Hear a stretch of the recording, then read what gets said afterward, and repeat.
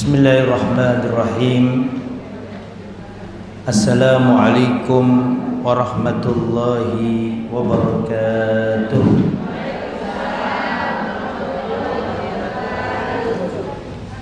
Innal hamdalillah nahmaduhu wa nasta'inuhu wa nastaghfiruh wa na'udzu billahi min shururi anfusina wa min sayyiati a'malina. Man yahdihillahu fala mudilla lahu wa man yudlil fala hadiya lahu. Wa asyhadu an la ilaha illallah wahdahu la syarika lahu wa asyhadu anna Muhammadan abduhu wa rasuluh la nabiyya wa la rasula ba'dah.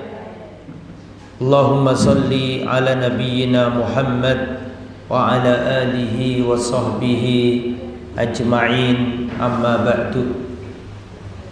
Ibu-ibu dan para hadirin rahimani wa rahimakumullah, alhamdulillah kita bersyukur kepada Allah diberi kemudahan bisa kembali bertemu di majelis ilmu Dalilul Khairat yang kita cintai ini.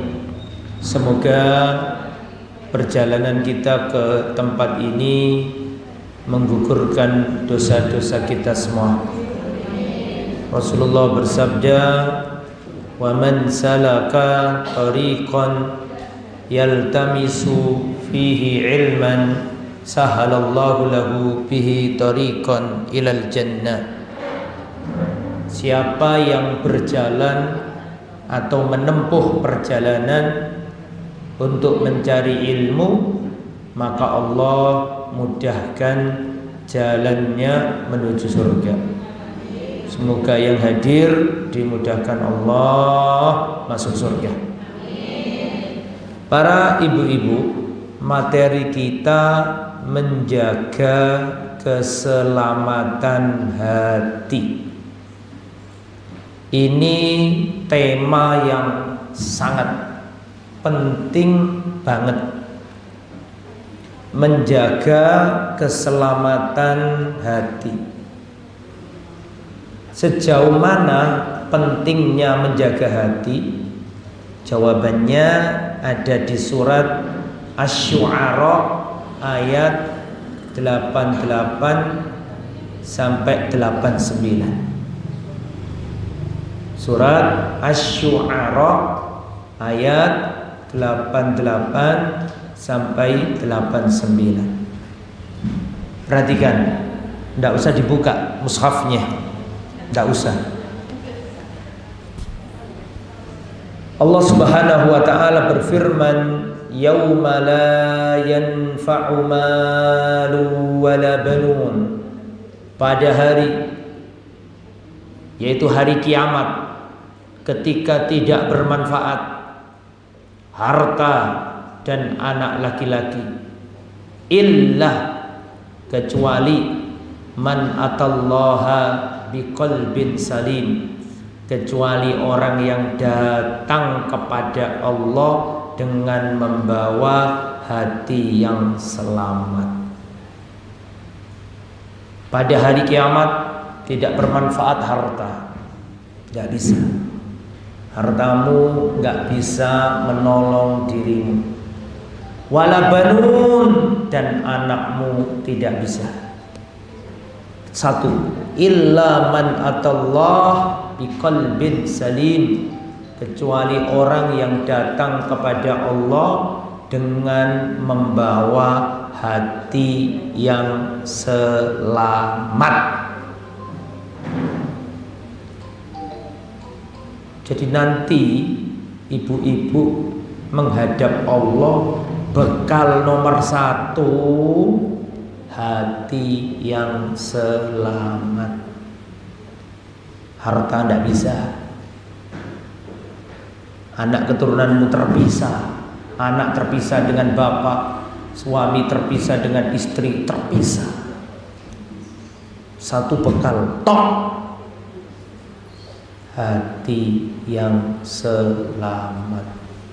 Dalilnya surat Asy-Syu'ara ayat 88-89. Dan ternyata setan itu lebih paham ayat ini daripada kita. Dan ternyata setan itu lebih paham ayat ini daripada kita. Setan itu ngerti sing paling inti di manusia itu hatinya. Nek hati ini wis gak selamat, semuanya hilang. Makanya seorang tabi'in Hasan Al-Basri pernah ditanya, wahai Imam Hasan Al-Basri, ayanamu iblis, apakah iblis itu tidur santai-santai? Dijawab, launama iblis lawajadna rohatan. Seandainya iblis itu tidur, tentu kita bisa istirahat barang sebentar dari godaannya. Iblis paham. Maka iblis itu siang malam ingin merusak hati kita. Karena iblis ngerti ini bekal yang sesungguhnya. Yauma la yanfa'u malu wala banun. Pada hari itu, pada hari kiamat, tidak bermanfaat harta benda, tidak bermanfaat anak keturunan, kecuali orang yang datang kepada Allah dengan membawa hati yang selamat. Maka dari itu ibu-ibu, kajian ini temanya adalah menjaga, merawat keselamatan hati. Selamat dari apa? Selamat dari ketidakikhlasan. Mau haji, mau umrah, mau zakat gak ikhlas, hilang.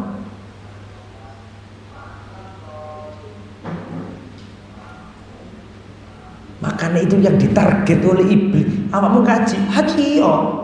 Apa mau umrah? Umrah. Enti mau sedekah? Sedekah. Tapi tak rusak hatimu. Tapi lapo? Hancur. Iblis enggak menghalangi orang sedekah. Apa mau pengen sedekah? Sedekah. Tapi diciptakan dalam hatinya ingin di mau haji, berangkat sana. Tapi hatinya dirusak. Pengen dipanggil haji, dirusak hatinya. Pada hari itu, hari kiamat, tidak bermanfaat hartamu, anakmu, gak bermanfaat. Yang bermanfaat hati. Selamat, hati yang selamat. Selamat dari apa? Selamat dari ketidakikhlasan. Selamat dari kesombongan ujub. La yadkhulul jannata man kana fi qalbi mithqalu dzarratin min kibrin. Tidak masuk surga orang yang di hatinya ada sebiji terah cuili kesombongan. Tidak bisa.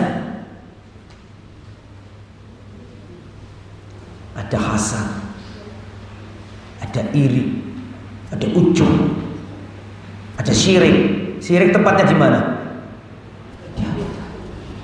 Menduakan Allah, bergantung kepada selain Allah.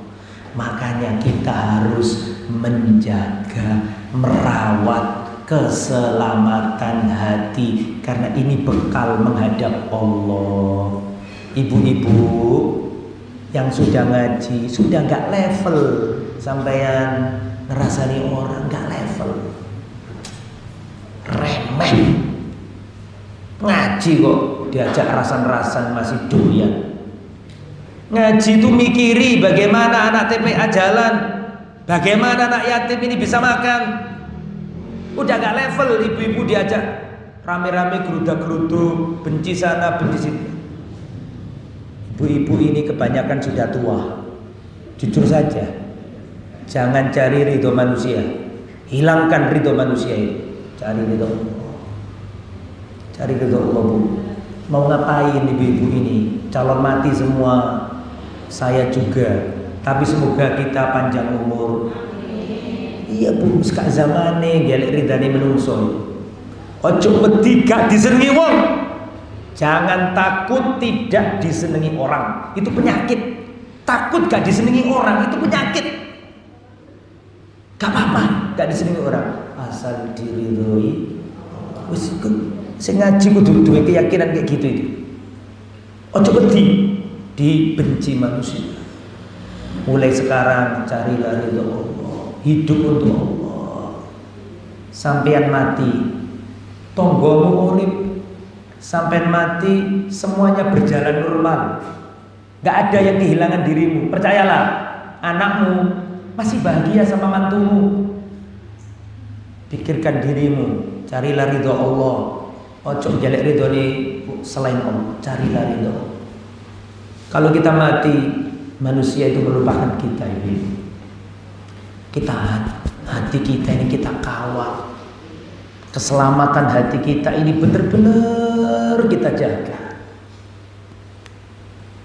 Hormati orang yang menghormatimu. Kalau ada orang yang membencimu, tinggalkan.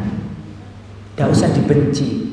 Terlalu mahal hatimu untuk membencinya. Jangan dibenci. Ya sudahlah, terus kita nggak usah hubungan lagi. Tekuatu aja, kher-kheran.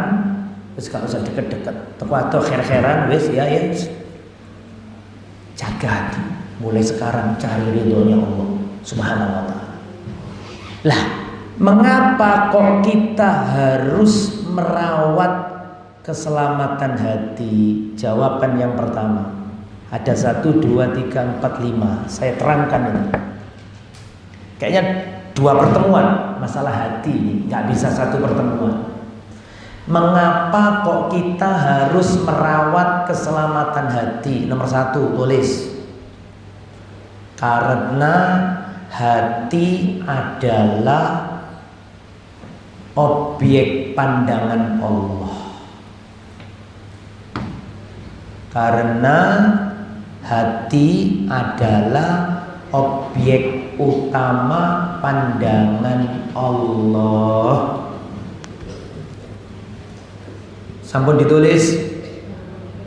Sudah? Letakkan pensilnya. Jadi kenapa kok kita harus menjaga hati? Karena yang dilihat oleh Allah dari diri kita hati. Yauma la yanfa'u malun wala banun illa man atallaha biqalbin salim. Perhatikan. La yandurullahu ila Allahu la yanduru ila suwarikum wala amwalikum. Allah tidak lihat wajahmu. Allah tidak melihat hartamu. Allah tidak melihat wajah.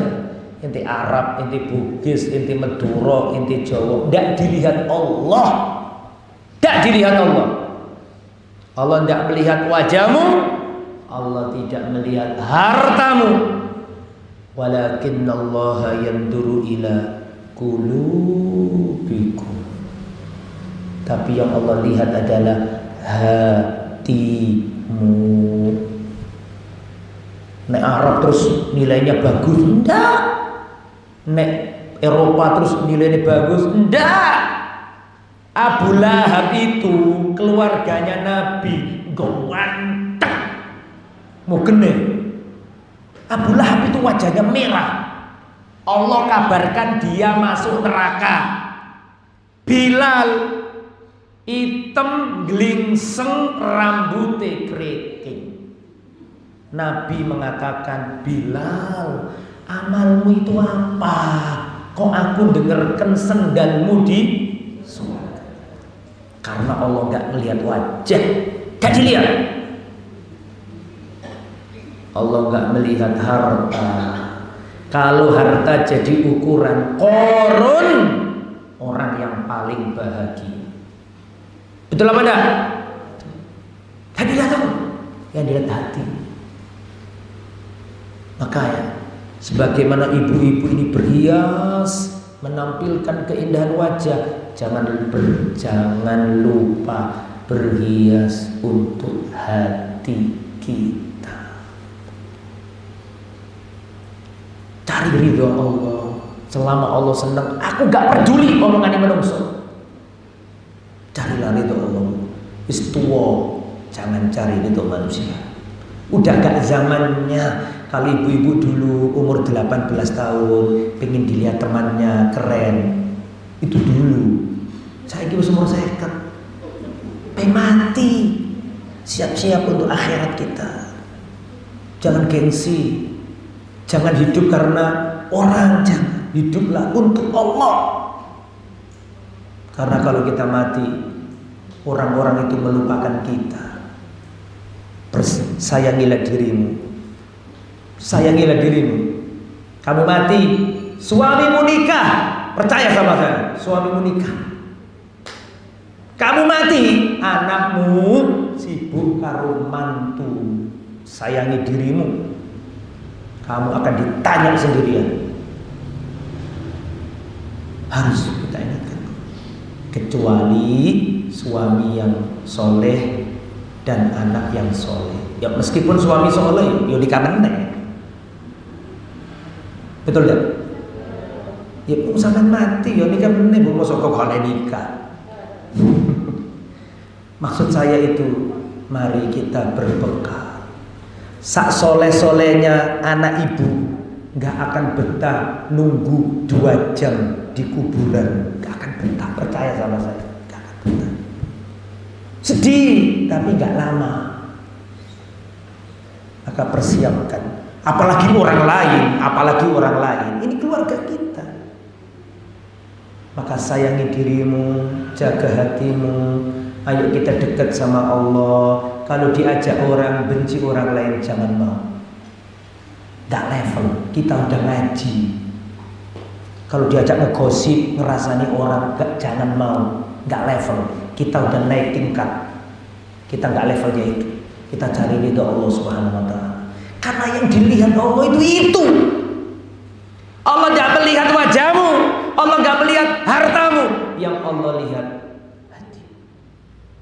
Bila budak hitam lega, Abu Lahab ganteng, keluarganya Nabi kaya, masuk neraka. Bilal elek, masuk surga. Maka ayo belajar merawat keselamatan apa? Hati. Diajak orang benci, jangan mau. Kasihan hatimu, biarkan hatimu putih. Saya mau cerita, boleh tak ini saya cerita? Boleh? Kok gak sepakat gitu? Di zaman Nabi ada seorang sahabat miskin. Bukan miskin, tapi miskin. Berarti apa? Nemen. Ada seorang sahabat Nabi namanya Julaibib. Pernah dengar kan? Udah tahu ceritanya? Maju satu orang yang ngomong tahu siapa tadi yang pernah ya. Jadi kalau saya ngomong udah pernah tahu, pura-pura aja belum. Dilanjut tak nih? Lanjut tak? Ada sahabat Nabi fakir, miskin, dan gak ganteng. Maksud saya jelek, gak ganteng, miskin. Namanya Julaibib. Julaibib ini kalau nggak datang di pertemuan nggak ada yang tanya. Julaibib ini kalau telat nggak ada yang nyari. Udah paham? Udah paham maksudnya? Kalau nggak datang nggak ada yang nyari. Kalau telat nggak ada yang nanyakan. Adanya sama dengan tidak adanya. Pupuk bawang, tahu ya? Tetapi subhanallah, Rasulullah itu cinta sama Julaibib. Mungkin dianggap apa ya? Ini orang buat jangkep-jangkepan tok gitu. Ngerti jangkep-jangkepan tok ya? Nggak terlalu penting lah. Tapi Rasulullah itu gelai Julaibib. Mana Julaibib? Suatu saat Rasulullah ketemu sama Julaibib. Rasulullah cinta sama Julaibib. Miskin, gak ganteng, jelek. Rasulullah berkata, ya Julaibib, kenapa engkau tidak menikah? Ya Rasulullah, lelaki mana? Saya tadi ngomong apa? Ya Rasulullah, lelaki mana?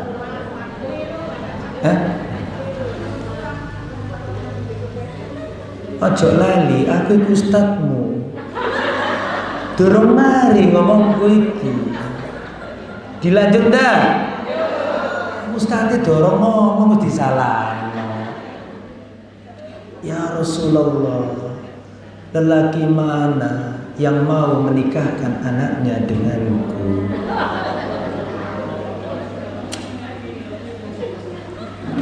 Aku kroso, paling aku disalahno. Ya Rasulullah, lelaki mana yang mau menikahkan putrinya sama aku? Ganteng enggak, mau genen enggak, tajir enggak. Oh, berarti mau genen? Apa mau genen? Handsome, ganteng enggak, duit enggak ono. Lelaki mana ya Rasul yang mau nikahkan putrinya dengan aku? Wah, subhanallah. Langsung Rasulullah bergerak. Rasulullah berjalan ke rumah salah seorang sahabat Ansor. Ngetuk pintu, ngucap saya, Rasulullah bertamu lah. Ketika ketemu sama seorang sahabat Ansor, sahabat ini melihat Rasulullah datang, senangnya luar biasa. Ya Rasulullah, panjenengan kok datang?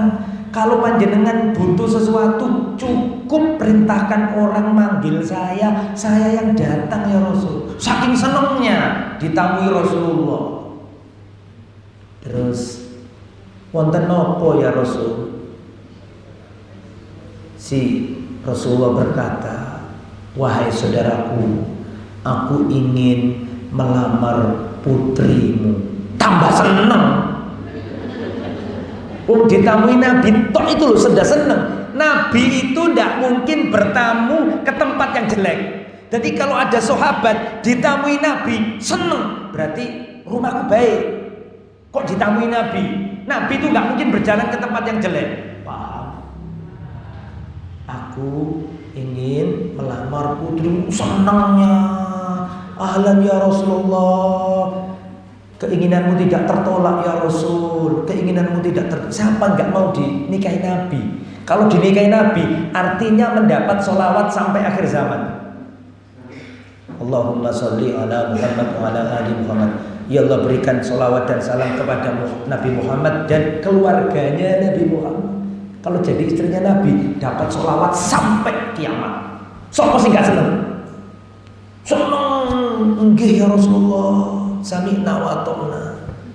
Kata Rasul, bukan untuk saya. Loh, canggih sinten ya Rasulullah? Buat siapa? Buat Julaibib. Elo Julaibib. Julaibib ya Rasul. Telah datang tajir, pengusaha, bisnismen, semua saya tolak. Untuk kehormatan putriku saya pilih-pilih. Lah kok Julaibib? Nanti dulu ya Rasul, saya tak musyawarah. Rasulullah pulang. Si bapak ini ngomong sama istrinya. Tapi anaknya yang putri itu tadi dengarkan. Maka putrinya datang ke bapaknya, wahai ayah, nikahkan aku dengan Julaibib. Tidak mungkin Rasulullah memilihkan untukku kecuali pasti baik untuk duniaku dan akhiratku. ayah, nikahkan aku dengan Julaibib. Diterusno tak gak iki? Targetnya nomor 5, baru nomor 1. Akhirnya Julaibib senengnya luar biasa. Bapaknya datang ke Rasul. Ya Rasul, ya gimana lagi, wong anaknya purun, mau nikah. Subhanallah. Ini mungkin hari yang paling bahagia bagi Julaibib semenjak dilahirkan ibunya. Paham gak Rasul? Tidak pernah sebahagia itu. Punya istri cantik, bangsawan, mimpi aja gak berani. Terjadilah pernikahan. Malam pertama Julaibib masuk kamar ketemu istri, cantik jelita, terhormat, terpandang. Sedangkan Julaibib jelek, miskin. Subhanallah. Malam pertama masuk kamar berdua, belum sempat hubungan badan, terdengarlah seruan jihad fisabilillah. Allahu Akbar. Julaibib langsung mengambil baju perangnya, mengambil senjatanya bersama pasukan Islam. Masih ingat? Sudah ingat ceritanya? Bilang belum. Jangan bilang sudah, belum. Terus dilanjut ya. Masuk, berjihad fisabilillah. Peperangan sangat dahsyat. Banyak sahabat Nabi yang gugur dalam perang itu. Perang telah usai, darah tertumpah, banyak sahabat yang gugur. Setelah perang usai, Rasulullah bertanya, siapakah yang gugur dalam perang ini? Siapakah di antara kita yang gugur? Semua orang menyebutkan fulan, fulan, fulan, fulan disebut. Tidak ada satupun orang yang menyebut nama Julaibib. Tidak ada. Maka Rasulullah bertanya lagi, siapa lagi yang kalian merasa kehilangan? Siapa lagi yang gugur? Fulan, fulan, fulan. Tidak ada yang menyebut nama Julaibib. Rasulullah bertanya ketiga kalinya, siapa lagi yang kalian merasa kehilangan? Fulan, fulan, fulan. Tidak ada satupun manusia mengingat Julaibib. Tidak ada. Rasulullah menangis dan Rasulullah berkata, adapun saya kehilangan Julaibib. Barulah para sahabat mencari Julaibib. Ternyata benar Julaibib tidak ada. Dicari jenazahnya Julaibib, tidak ada yang tahu. Tidak ada yang tahu. Yang tahu adalah saudarinya. Saudarinya mencari, ketemu. Diketahui dari cincinnya. Wajahnya sudah nggak bisa dikenali. Banyak tusukan pedang, lesatan anak panah, dan tikaman tombak dan pedang. Mati. Gugur, tidak ada yang tahu, tidak ada yang ingat, dilupakan, manusia melupakannya. Maka Rasulullah SAW mendatangi jenazahnya Julaibib. Rasulullah menangis Rasulullah. Setelah itu Rasulullah melihat ke atas dan Rasulullah tersenyum. Rasulullah ditanya oleh sahabat, ya Rasulullah, ketika engkau melihat jenazahnya Julaibib, kenapa engkau menangis? Dan ketika engkau melihat ke atas, kenapa engkau tersenyum? Aku melihat jenazahnya Julaibib, menangis karena aku kehilangan Julaibib. Mungkin maksudnya Nabi, kalian melupakannya, nggak ada yang ingat. Tapi aku tahu Julaibib telah pergi. Dan aku melihat ke atas, para bidadari menunggu kedatangan Julaibib. Terkadang manusia itu nggak dikenal, ibu-ibu.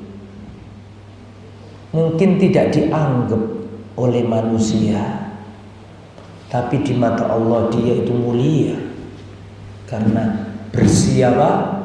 Hatinya. Maka dari itulah Judul kita kali ini merawat apa tadi? Menjaga kebersihan hati. Itu poin pertama. Apa tadi poin pertama? Kenapa sih kita ini kok merawat, menjaga hati? Ngapain? Yang pertama, karena hati adalah objek utama pandangan Allah. Mau Bugis, mau Madura, mau Jawa, gak dilihat Allah. Casingmu gak dilihat, hatimu yang dilihat. Terus ada seorang Badui. Ibu-ibu ngerti gak artinya Badui? Halo? Badui, apa artinya Badui? Badui itu orang yang tinggal di pelosok pedalaman, di gurun, di lembah, di gurun gitu. Dulu ada orang Badui, Arab Badui. Orangnya nggak ganteng, ya namanya orang Badui. Mungkin penampilannya nggak menarik, acak-acakan, berdebu, kusam. Tapi orang ini sering datang ke kota Madinah dan memberi hadiah Nabi. Memberi apa? Hadiah Nabi. Dan Nabi sangat senang sama orang ini. Suatu saat si Arab Badui ini pakaiannya ala kadarnya, kucel, berdebu, mungkin acak-acakan, semrawut, barangkali begitu. Dia jualan barang di kota Madinah. Jualan barang di kota Madinah. Ayo, siapa yang mau beli? Siapa yang mau beli? Ternyata Rasulullah di belakangnya merangkul. Paham? Dirangkul Nabi dari belakang. Maka si Badui ini berkata, lepaskan aku, lepaskan aku. Dia nggak tahu kalau yang merangkul itu Rasulullah. Bayangkan Rasulullah merangkul orang. Emang pernah dengar Rasulullah merangkul orang? Jarang sekali. Jarang sekali. Tapi dalam hadis ini Rasulullah merangkul si Badui ini dari belakang. Perhatikan, si Badui nggak tahu kalau ini siapa? Rasulullah. Lepaskan aku, lepaskan aku. Setelah tahu itu Rasulullah, senangnya luar biasa. Ternyata Rasulullah yang merangkul aku. Kemudian Rasulullah nyoftoi, guyoni, ngecandai. Man yastari hadal abad. Ayo, ayo, ayo. Siapa yang mau beli hamba ini? Ayo, ayo. Siapa yang mau beli hamba ini? Maksudnya siapa? Si Badui tadi loh. Ayo, ayo. Siapa yang mau beli? Zaman dulu kan budak diperjual beli. Ayo, siapa mau beli budak ini hamba saya? Ayo, ayo, ayo, ayo. Kata Badui, kalau engkau menjualku ya Rasulullah, niscaya engkau akan rugi karena aku tidak laku. Aku gak punya harga ya Rasulullah. Antum tahu? Sampai yang tahu apa yang diomongkan Nabi? Tidak. Kau sangat mahal di sisi Allah. Kau sangat mahal. Innaka anta ghalin. Apa ghalin? Yang jamaah apa dia? Bi'ghal. Ghalin. Apa dia ghalin? Apa ghalin? Ente mahal di sisi Allah. Kenapa hatinya? Maka sebagaimana ibu-ibu sibuk menghias wajah, sibuklah pula menghias ini yang dilihat Allah. Dilihat Allah. Nomor 2, mengapa kita menjaga hati, merawat keselamatan hati? Jawaban nomor 2, karena hati target utama syaitan. Hati target utama syaitan untuk dirusak. Setan itu pinter, bukan bodoh. Setan itu ngerti skala prioritas. Ibu-ibu ngerti tak skala prioritas itu? Halo? Gak percaya, jangan paham. Setan itu ngerti skala prioritas. Apa skala prioritas itu? Kalau ada penting sama yang lebih penting, yang penting ditinggalkan karena ada yang lebih penting. Itu namanya ngerti skala prioritas. Targetnya iblis bukan sing remeh, bukan sing receh. Targetnya iblis itu mematikan. Apa itu? Apa itu? Saya mau tanya sampai antum, pernah nggak dengar cerita 3 orang yang pertama kali dilemparkan ke neraka? Pernah dengar? Ada 3 orang yang pertama kali dilemparkan ke neraka. Ada 3 orang yang pertama kali neraka itu dinyalakan dengan 3 orang ini. Pernah dengar? Itu gak mungkin lah, pernah tak sampaikan kok. Ya gini ini loh, bikin males itu. Ulangi meneh.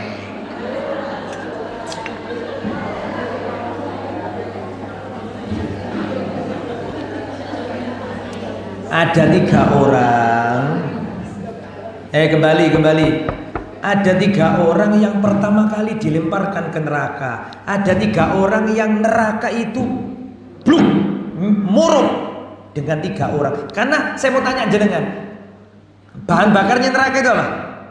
Manusia. Ketika dicemplungi, plung, 3 orang pertama kali dilemparkan ke neraka. Udah tahu? Sudah ingat? Ya, ulangi panjang. Yang satu mati di medan jihad, yang kedua orang yang ahli baca Quran. Sudah ingat? Nomor 3 yang ahli sedekah itu loh. Jadi yang dilemparkan ke neraka itu bukan minum khamr, pezina, pembunuh, bukan. Tak kasih tahu ya. Yang pertama kali dilemparkan ke neraka adalah orang yang mati di medan jihad. Ditanya pada hari kiamat, ini nikmatmu? Iya. Untuk apa nikmat ini? Ya Allah, dulu aku berjihad membela agamamu ya Allah. Kata Allah, kau berdusta. Kau lakukan itu dulu supaya orang-orang berkata bahwa kau adalah pahlawan. Dilemparkan ke neraka. Didatangkan orang nomor 2, ahli baca Quran. Untuk apa nikmatku dulu? Ya Allah, aku dulu belajar Al-Quran, mengajarkan manusia Al-Quran. Untukmu ya Allah, karenamu. Kadzabta, kau berdusta. Dulu kau lakukan itu supaya orang-orang berkata bahwa kau adalah qori, si ahli Quran. Dilemparkan ke neraka. Yang nomor 3 yang ahli sedekah. Nikmatnya ditampilkan. Untuk apa nikmatku? Ya Allah, aku dulu berinfak di jalanmu, bersedekah di jalanmu. Untukmu ya Allah. Kau berdusta. Kau lakukan itu supaya orang berkata bahwa kau adalah dermawan. Dan itu yang kau inginkan, dilemparkan ke neraka. Jadi targetnya iblis itu hal yang mematikan. Apa itu? Tolong dijawab, apa itu? Dihalang-halangi, jangan haji, jangan haji, jangan haji. Oh, ternyata haji. Oh, tidak apa-apa, tidak apa-apa. Tapi hajinya dirusak. Mau sedekah, dihalang-halangi nggak bisa. Ya sudah, silakan sedekah. Tapi dirusak apanya? Hatinya. Makanya nomor 2, kenapa kok menjaga hati? Karena hati adalah target utama setan untuk dirusak. Setan itu tahu. Surat Syu'ara ayat berapa tadi? 88. Tidak bermanfaat harta yang banyak, anak keturunan, kecuali hati yang selamat. Sejak itu targetnya iblis dibidikkan untuk hati-hatinya manusia. Dan nomor 4. Ya, sengaja saya salahkan. Nomor 3, besar kecilnya pahala ditentukan apa yang ada di dalam hati.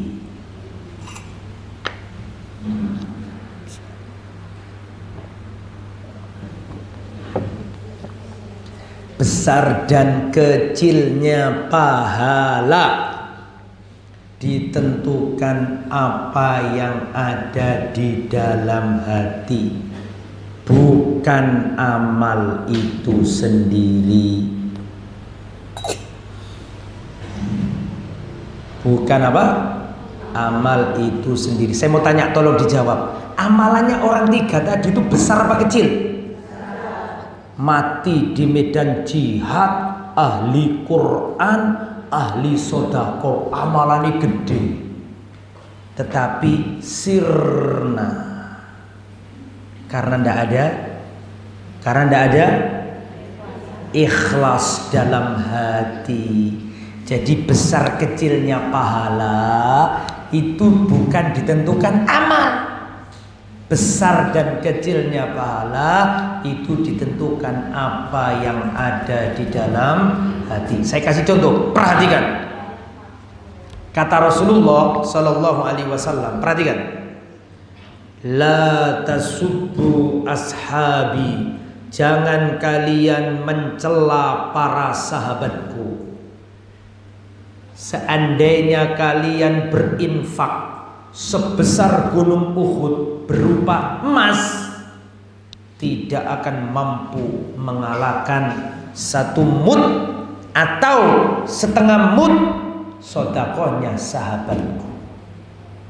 Ibu-ibu berinfak emas sebesar gunung Uhud, terus gak usah gunung Uhud, kerikile Uhud aja sudah. Timbangan mana yang sanggup menimbang gunung Uhud? Berapa ton? Bukan ton lagi.